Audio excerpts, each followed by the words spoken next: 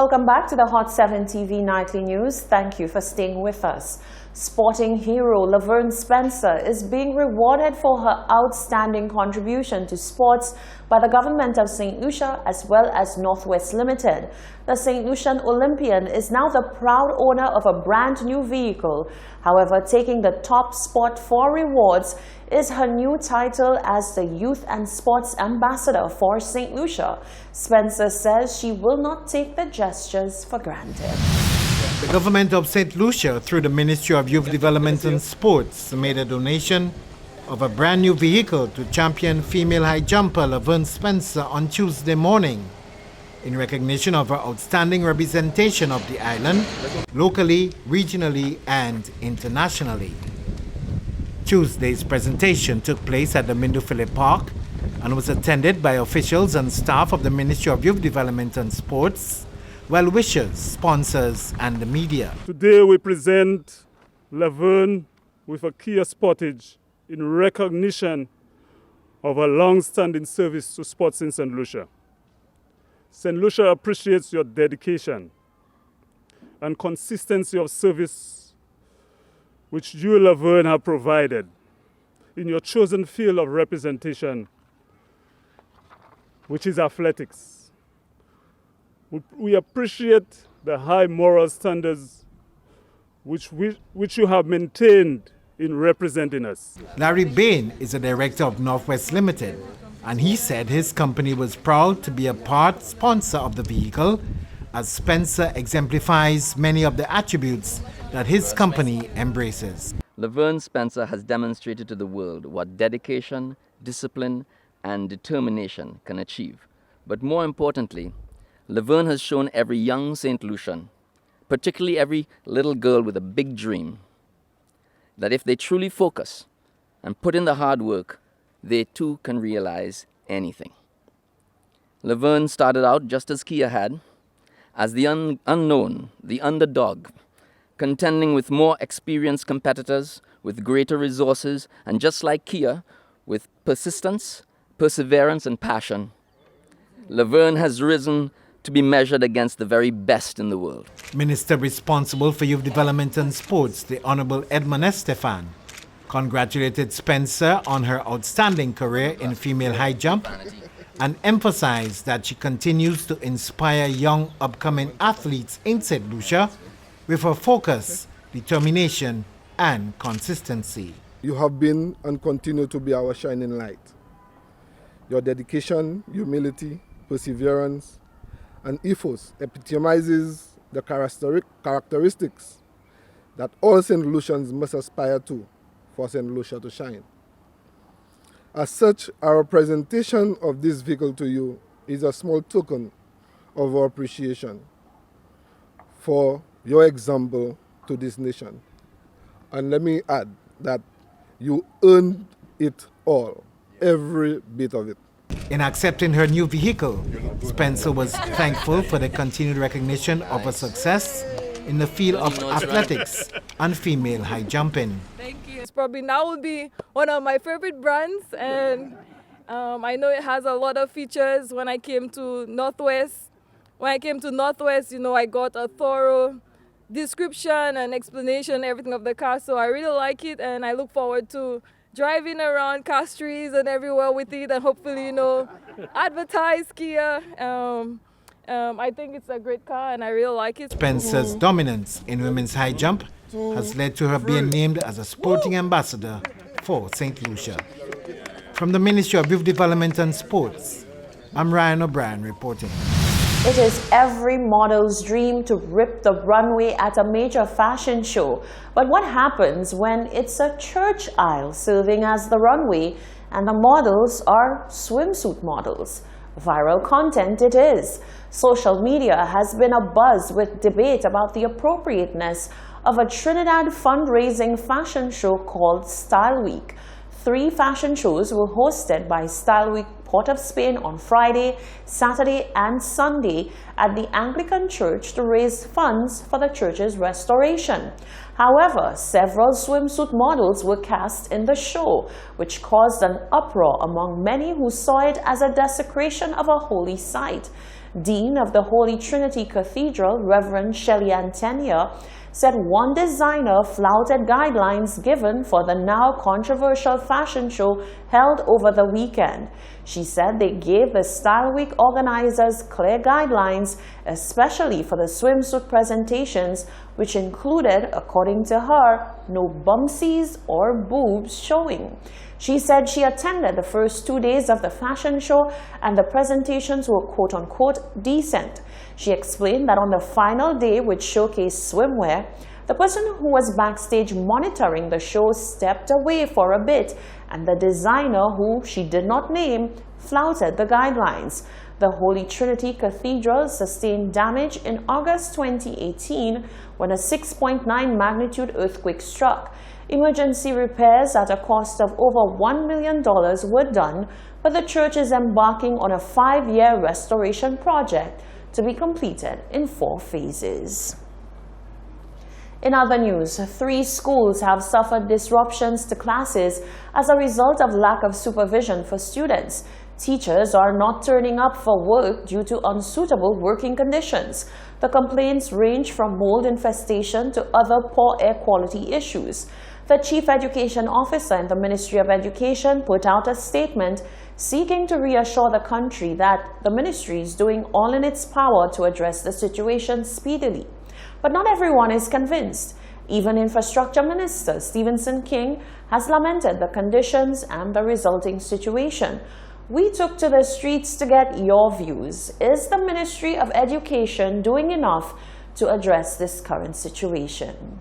My concern about my child is she's doing CXC in June and she has been out of school for almost 3 weeks, I guess, 2 weeks.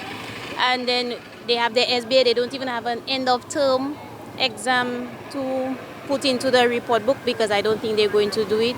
And the CXC things went in late when it was supposed to be in early. So I'm not sure if my child going to do CXC, and she has to do her CXC because it's good for her future. And the thing she's doing is science, which is a very ticklish subject, very hard subject, and she's working hard. She's been studying. Right now she's home. She has to be doing work without supervision of the teachers. So I'm very concerned and I need something to be done ASAP. Well, my honest opinion to this, I agree that the school have mold and the teachers cannot stay into the school. But the teachers should have a little compassion about the students. They're just leaving the students and going in the streets. And the students in the streets just they're making noise and misbehaving in the streets. Now, if something happened to one of these children, them same teachers will feel sorry and come on the TV and talk. But teachers, I love you all, but have some compassion. Build a little yard. Be in the yard with the children. Do not just leave the school and go and leave the children on their own. The parents drop the children in your care. You all are the mothers, you all are the fathers of the children. Don't depend on the government. Let we do something. Not only the government, we have to get up and do something to teachers. I believe that the government should come out openly to the nation. And if the school, the Ministry of Education knows the school at mold, should not open school, a certain school. I believe that they could open another class or another school to condemn for the children. Just put a nice paint up and these things and repair the school. We are repairing the school too late. When school open, we have access to of work. I believe the government should be taking more responsible. The government just want to ostrich track, and not paying enough to the children. The children are the future of this country. I think it's really a big problem, right? And I think something should have been done long before, you know. I really don't see the need of having the closure of the school right now. You understand? Why not during the holidays? You know, this is a kind of slackness, you know, and somebody have to take responsibility of that, you know. The kids, for no reason, should be out of school right now. I disagree with this completely. And right now, I'm asking them to do something quickly to get the kids back in school, right, to avoid any kind of mischief. This problem with the schools have to stop. I find a vacation, the people can have enough time to repair the schools, and the painting over the mall, especially in the school, Entrepot School, it's not a good thing. So it's time the children have to get their education and not to make the children suffer. I don't like that. I don't think any parents would like that. Not now. that happening, you know. Years upon years. So who to blame? You blaming that ministry now, that administration now? No. It was there long time, because they never really check on that. So right now it's just getting worse. You understand? So parents crying, teachers crying, students crying. And right now Monroe's talking now. All the time he wasn't talking. You understand? So that is, when I check Monroe's, to me, it's a political move that man on. Because long time, because just 3 years. In 3 years, all them schools are mole, but it's a long time that had it, and they wasn't doing nothing, and nobody wasn't saying nothing. That is all what I have to say. Well, the problem is that with me, the way I'm seeing it, I would like to know how long the molding is in schools and how long the ministry is looking after the schools. Because I think if it's something that happened just recently there, yes, the ministry could look after it, but let's look at way back before now, what was going on. You see, I know most of the time people come and they ask questions on a political point of view where they're trying to bring the government down, make the government look bad. I find the government of St. Lucia have been doing very much, you know, and working very hard for the people of St. Lucia. You understand what I'm saying? Now, I'll not try and bring the government down. Whoever government that's in power and they're doing well, I would say they're doing well. But if a government is not doing well, I'll not say they're doing well. But I guess we have a very nice government. I am saying no, because the government, they are not getting the right guy that have the qualification to remove the molding and the mildew. This is why they have the problem. When they do that, the then problem will be solved. Okay, that's what I'm saying. They need to do the right thing, get the right men that can do the work in order for the molding to come out. Well, education is the key. So I feel, well, you know, like the government have to do more for the children, you know, and they need to give them the right education too. You know, so I feel, well, you know, not enough has been done on behalf of the children. No, they haven't done enough. Why is that? Because if they had done enough, they wouldn't have caused to send their children out. You're supposed to, from the time you begin getting that problem, you're supposed to begin doing your work, begin checking the schools, and then you wouldn't have that problem. To me, the ministry is supposed to tag with the teachers. And the teachers that in the class, they are the ones that suffering from anything may occur. It may not be a normal stuff that is happening in the schools, but I wish they could address it immediately. I go say they fail them because you can't really say the government failed the training, because as you know, as a child, once young and still growing, children will feel themselves. Okay, we cannot blame people for children failing. But on the other side, I think since they cannot be in the schools right now, they should find someplace else they can have them and still continue with the syllabus, because I mean we're coming to an end of year where they're going to have exams and different things, you know. Because I have my own child going to school and she tells me she have to do some practicals and things she's going to be needing stuff. So I think they should find some alternative place that they can house them and continue the schooling process and try to deal with those infestations in the school as quick as possible so that they can get them back there. But for now, instead of just having them out there, they should try to at least get them somewhere else they can be and continue their education. Gouvernement ka fa seba maila pour l'école. Gouvernement ka try desli. Okay, I like that. I don't really find the ministry are done enough for the children, because I find it taking too long for them to really react concerning children, and education is a thing that important. So, you know, you have to really stand out for the children and make it really available so the children could feel comfortable sitting in a desk. Because I still have my own daughter going to school, you know, and I went in a school and seen that some desks and benches really not in a good condition for no child to sit down on. So right now I find that they have to speed up the actions and them school vibes, which I get. So right now I find them people have to, the government especially have to really get the vibes straight, you know, concerning school and health and education and all them things for everybody. Those were your views. The worldwide pandemic of diabetes has gained significant ground in St. Lucia. The country has had the unenviable distinction of being identified as the diabetes capital of the world after statistics suggested that the island has the highest rate of diabetes per capita. As the St. Lucia Diabetes and Hypertension Association observes Diabetes Awareness Month, it is calling on members of the public to join its Breaking Habits November Challenge. Shaka Wooding explains. The month of November is recognized as Diabetes Month. It provides the opportunity for local advocates to work with various partners to raise awareness of the disease and its symptoms, as well as promoting healthy living and ensuring the awareness of risk factors.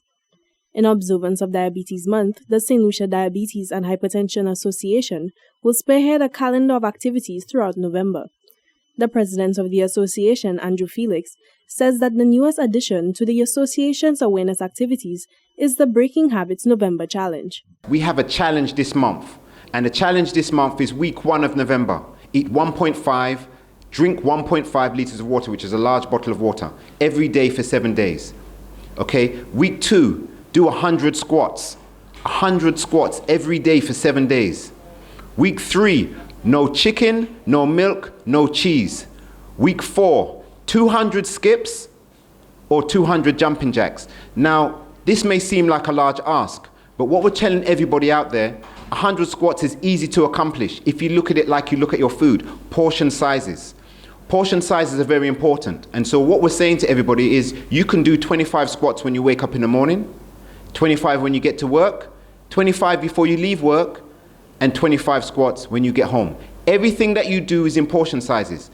Diabetes is a worldwide pandemic that affects over 6% of the global population. Health officials in St. Lucia say that new cases of diabetes are increasing at an alarming rate. In St. Lucia, the disease ranks as the 3rd leading cause of death. The Diabetes and Hypertension Association says that its calendar of activities aims to raise awareness by reaching across a wide section of the population. We have a lot of activities this month, our month of November. Tuesday we have our launch, which is going to be at Sandals. But prior to that, we have our church service, which is going to be held in Grosley at the St. Joseph the Workers Church, Grosley, at 10 a.m. So all those persons that are interested in finding more, come to our church service on Sunday, and we will be doing screening, which is going to be free. We'll be doing sugar, blood, checking your pressure. Make sure that you come there. We will be there helping all the individuals from the community of Grosley. Even if you're not from the community of Grosley, make sure you're there. If you want more information on all the activities that we're doing throughout the month, including our walks, call 452-7693 or 286-3202. Felix says that regardless of a person's health status, the onset of disease is unpredictable. He underscores the importance of providing support to agencies such as the St. Lucia Diabetes and Hypertension Association to ensure that aid is available for generations to come in the fight against diabetes. For Hot 7 News, I am Jacques Wooding. Thank you, Jacques. This is the Hot 7 TV Nightly News. Stay with us. There's more news coming up after the break.